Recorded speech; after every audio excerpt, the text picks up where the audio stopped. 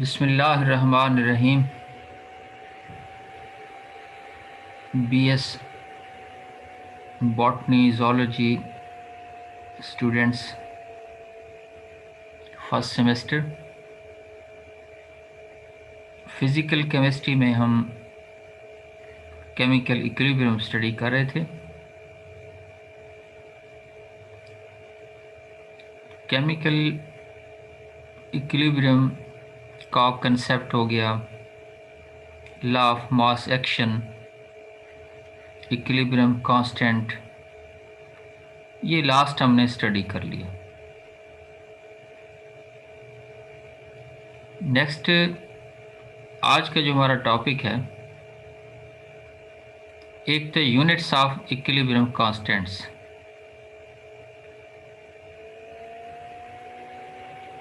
Equilibrium constant जो है, इसके यूनिट्स के लिए हमने देखना ही होता है कि concentration of product divided by concentration of the reactants, इसकी जो रेशियो है ये Kc के बराबर है। अगर तो number of moles of product और रिएक्टेंट बराबर हैं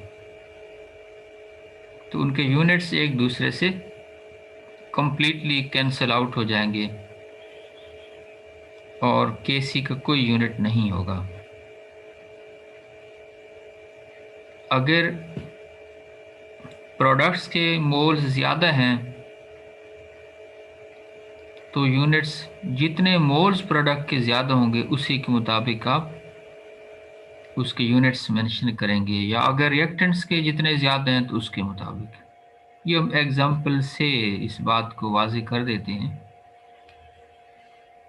अनइक्वल की सूरत में बस ये पहला रिएक्शन जो दिया हुआ है, एसिटिक एसिड इथाइल अल्कोहल की एस्टरिफिकेशन है, वाटर बनता है। तो आप देख रहे हैं कि इसका भी 1 मोल है, ये भी 1 है, ये भी 1, ये भी 1, यानी 2 मोल रिएक्टेंट है, 2 मोल ही प्रोडक्ट है।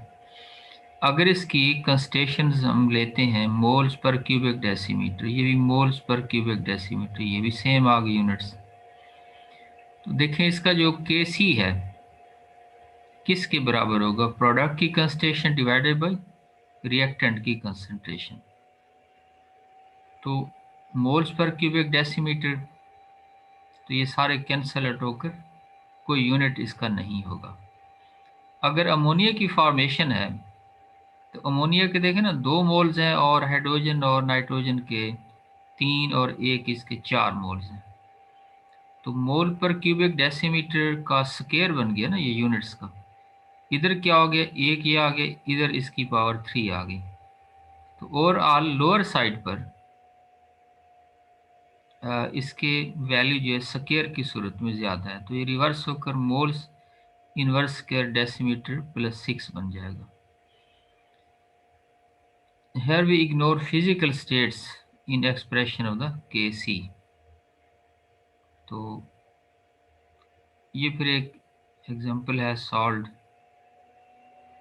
अमोनिया के केस में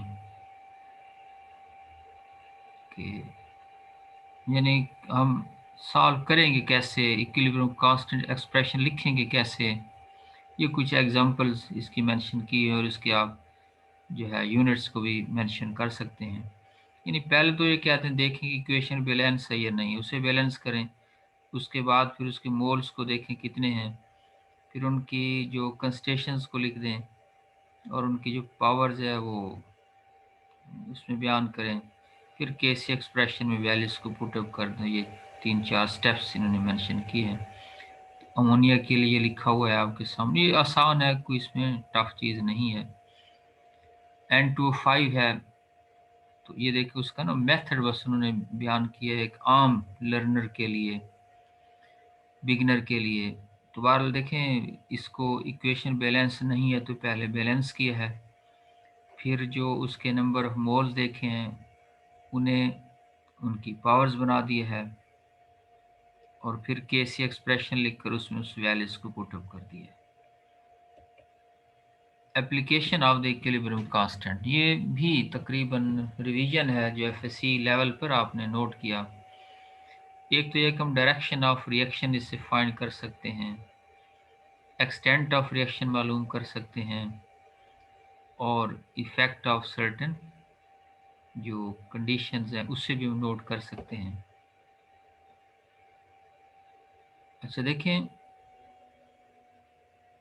ये आगे पहली चीज डायरेक्शन ऑफ रिएक्शन, केसी किसके बराबर है, रेशियो ऑफ प्रोडक्ट और रिएक्टेंट।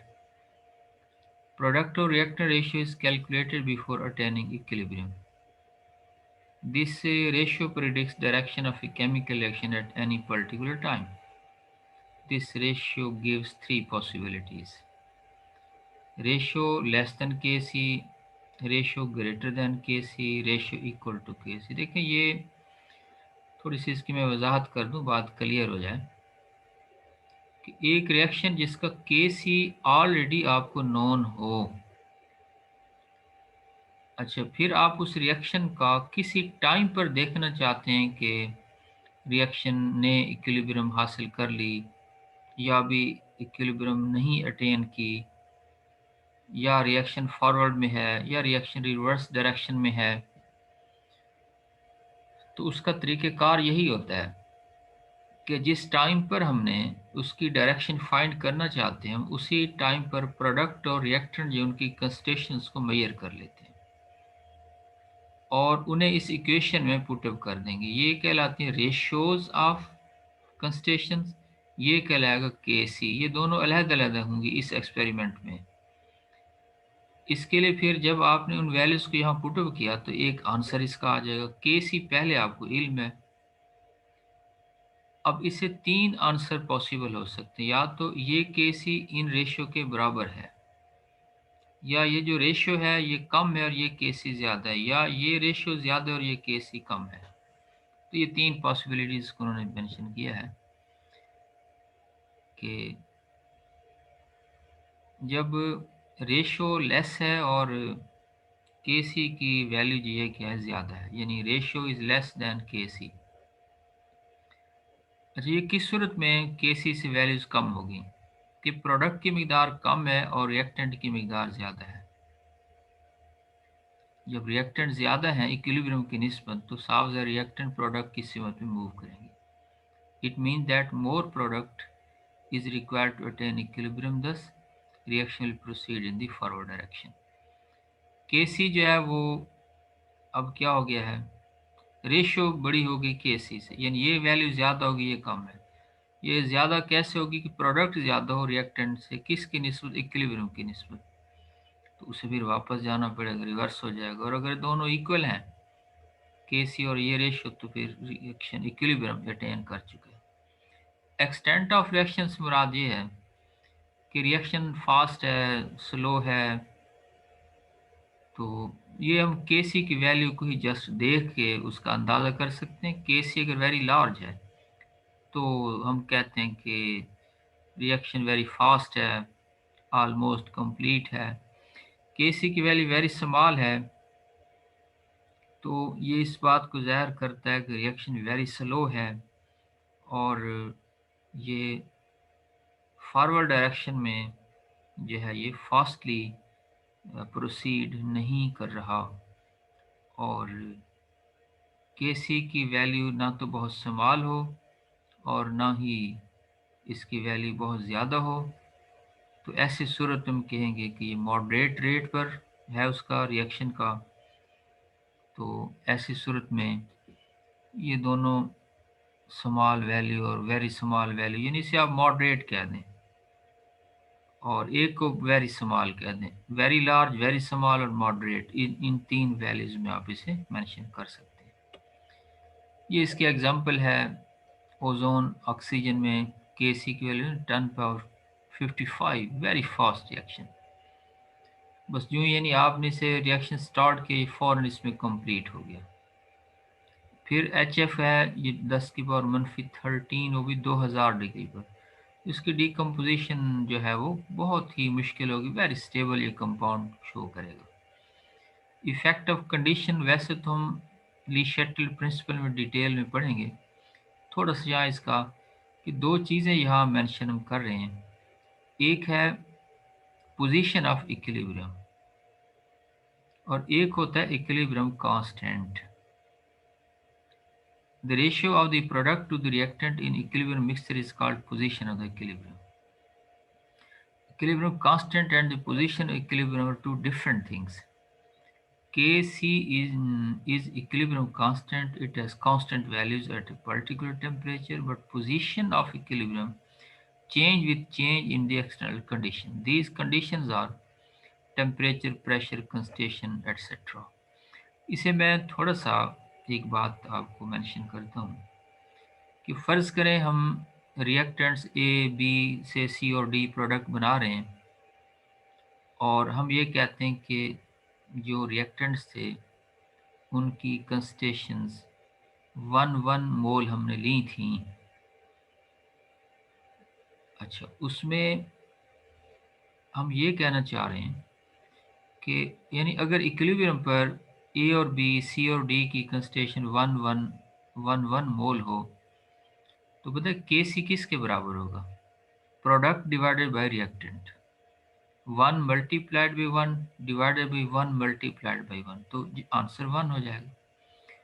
अगर आप इसकी कंसंट्रेशन 2 मोल लेते हैं, यानी ए बी सी डी जो है रिएक्टेंट और प्रोडक्ट हैं, तो रिएक्टेंट्स के 2 मोल, प्रोडक्ट भी 2 मोल मौजूद हैं इक्विलिब्रियम पर।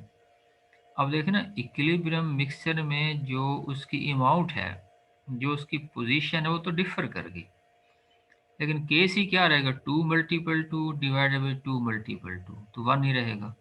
तो K C will remain constant but equilibrium position can be changed. तो large value of K C, small value of K सी, अभी जो मैंने एक बात की है, तो ये इसे आप इस तरह से मेंशन कर सकते हैं। कुछ कैलकुलेशंस या न्यूमेरिकल्स हैं कि नाइट्रोजन हाइड्रोजन में अमोनिया की फॉर्मेशन के लिए के सी, के की वैल्यू के पी फाइंड आउट करें।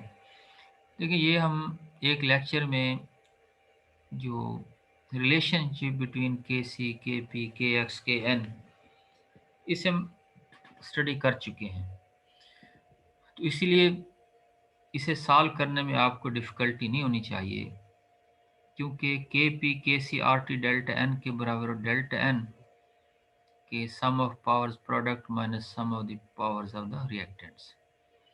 तो इसके 2 मोल हैं, इसके कितने? 4 मोल हैं, तो 2 माइनस 4 माइनस 2 के सी, ये टेम्परेचर आ गया, ये आर की वैल्यू आ गई, इन्हें इसमें पुट अप कर दें, ये आपके पास वैल्यू आ गई। तो इस तरह से आप इसका रिलेशनशिप फाइंड आउट कर सकते हैं, यानी के सी से आपने के पी को फाइंड आउट किया। ये इक्विलिब्रियम कांस्टेंट एक्सप्रेशन है फॉर सम इम्पोर्टेंट रिएक्शंस। बहुत सारे स्टूडेंट्स इसके हवाले से कह रहे हैं कि ये रिपीट किया जाए और इनकी उन्हें समझ नहीं आ रही, तो मैंने 2 बुक्स से ये आपको करवाने हैं एक्सरसाइजेस। एक ये जो आपके सामने है, ये एक बुक है, और दूसरे वाली जो है उससे भी मैं आपको यही चीज़ें ज़रा ज़्यादा प्रैक्टिस करवा दूंगा, न्यूमेरिकल इसके ज़्यादा ज़रा हम करेंगे। ये तो आसान है, देखें, एस्टिक एसिड और इथाइल अल्कोहल को एसिड कैटलिस्ट की मौजूदगी में एस्टर वाटर में बदलते हैं। इसके मोल 1 है, इसका भी 1 है, ये भी 1:1 रेशियो यानी इक्वल रेशियोज के साथ हैं। अच्छा, हम इसमें कहते ये हैं कि इनिशियली जब टाइम 0 है तो इसके ए मोल हैं और इसके बी मोल्स हैं, और इनके साथ ज़रा प्रोडक्ट 0 मोल होगा जब टाइम क्या है? 0 है। जब टाइम टी इक्विलिब्रियम पर आ जाए, यानी इक्विलिब्रियम एस्टेब्लिश, हम सपोज करते हैं कि ये प्रोडक्ट एक्स मोल है, ये भी एक्स मोल के बराबर प्रोड्यूस हुआ है, तो इसमें कितनी कमी हो जाएगी? ए माइनस एक्स, इसे आप लिखेंगे बी माइनस एक्स। जो एक्स की वैल्यू है, याद रखें, ये यहाँ ये जो कोएफिशिएंट है इससे रिलेटेड होगा। अगर ये 1 है तो ये 1x है, अगर फर्स्ट ये 2 हो तो हम इसे 2x लिखते हैं। इधर भी x की वैल्यू यहाँ कोएफिशिएंट से रिलेटेड है, हम इसे a माइनस एक्स इसलिए लिख रहे हैं कि यहाँ 1 है, 1x। अगर फ़र्ज़ करें यहाँ की 1 की बजाय 2 या 3 होता, आप इसे b-2x लिख देते, ये आगे आएगी ये चीज़ें। नेक्स्ट हम क्या करें कि ये आ गए number of moles of the reactants and the products at equilibrium.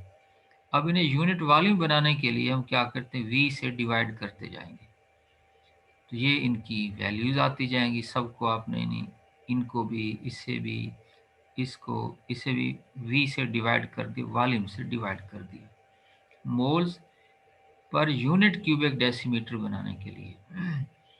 अब आपने क्या लिखना है कि केसी एक्सप्रेशन लिख दें, वो प्रोडक्ट्स डिवाइडेड बाय रिएक्टेंस, उसमें इनकी वैल्यूज को पुटअप कर दें, तो ये केसी इसका आंसर आ जाएगा। इसी तरह डिस्टिलेशन ऑफ PCl5 में आप देखें, ये रिएक्शन आपके सामने है, तो उसी तरह बिल्कुल जब टाइम ज़ीरो है तो इनके जो हैं ए मोल हैं, ये प्रोडक्ट ज़ीरो है, टाइम टी इक्विलिब्रियम पर ये एक्स है, ये एक्स हो गया, ये ए माइनस एक्स हो गया, उनको वी पर आप डिवाइड करते जाएं, केसी एक्सप्रेशन लिखें, उसमें इन वैल्यूज इक्विलिब्रियम को पुटअप कर दें, तो इसे सिंप्लीफाई कर दें, ये इसका KC is equal to X square V into A minus X. N2 4 की डीकम्पोजिशन है, टाइम जब ज़ीरो है तो ये ए मोल है, ये ज़ीरो मोल है, देखिए ना, ये N24 2 NO2 है। आपने कहा जब इक्विलिब्रियम कंस्टेशन एक्वायर हो जाए, तो अब ये x की बजाय हमने इसे क्या लिखा है, देखिए ना 2x लिख दिया। 2x क्यों लिखा कि यहाँ ये 2 है कोफिशिएंट इसका। अच्छा, इधर हमने a माइनस एक्स लिखा है, यहाँ a माइनस 2x नहीं लिखा, इसलिए क्योंकि यहाँ N2O4 की जो कोफिशिएंट है, जो मोल्स हैं, वो क्या है, 1 है। इसे आप v से डिवाइड कर दें और के सी एक्सप्रेशन लिख दें, प्रोडक्ट डिवाइडेड बाय रिएक्टेंट, उन वैल्यूज को पुटअप कर दें, तो आंसर आ गया 4x स्क्वायर और a minus X dot we.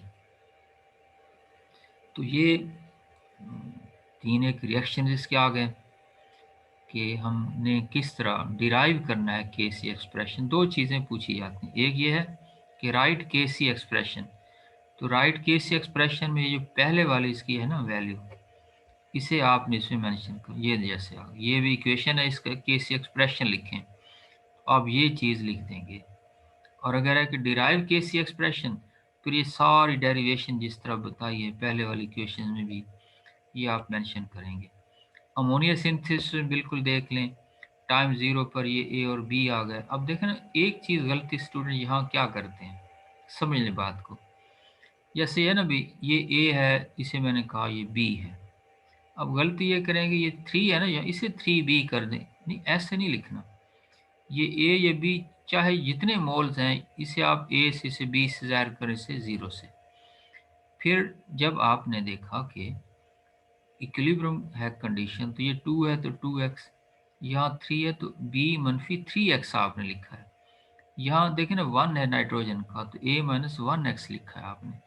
v volume से डिवाइड कर दें, वही जो मेथड सेम आ रहा है, केसी एक्सप्रेशन राइट करें, उसमें इन वैल्यूज इक्विलिब्रियम कंस्टेशन को इंसर्ट करें और उससे आप ये रिजल्ट निकाल लें, के सी की ये वैल्यू आ गई, इस तरह से आप इसे मेंशन कर देंगे। अब ये प्रॉब्लम है न्यूमेरिकल एक सॉल्व है कि इतना HI है, ये हाइड्रोजन है, ये मिकदार आयोडीन की है, इक्विलिब्रियम कांस्टेंट की वैल्यू को आपने फाइंड आउट करना है। तो के सी एक्सप्रेशन लिखें इसका, इसकी कंस्टेशन तो दी हुई है कि स्टार्ट में इसका क्या है 8.1 है, ये 9.3 है, ये आ गया 2x, ये इक्विलिब्रियम लिखनी है। तो experimental value of HI 2x, x इतना आ गया, इक्विलिब्रियम कंस्टेशन आप यहाँ से निकाल सकते हैं, तो Kc की वैल्यू आप फाइंड आउट कर लेंगे। तो ये एक और न्यूमेरिकल है, बल ये मैंने इसलिए दे दिए कि आपके पास मटेरियल इस बुक का भी आ जाए।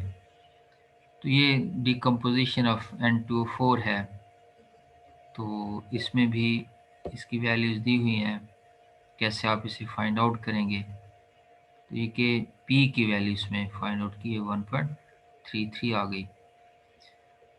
तो बस ये आज का ये लेक्चर है। इसमें देखें कि इसी से रिलेटेड के सी, के पी, फिर उसके न्यूमेरिकल, ये एक दूसरी जो बुक है, गालबन ये जो मैंने आपको बताया है ये कारवान वाली से नहीं है, वो दूसरी जो सक्सेस सीरीज है, ये वो वाली बुक उससे करवाए हैं मैंने।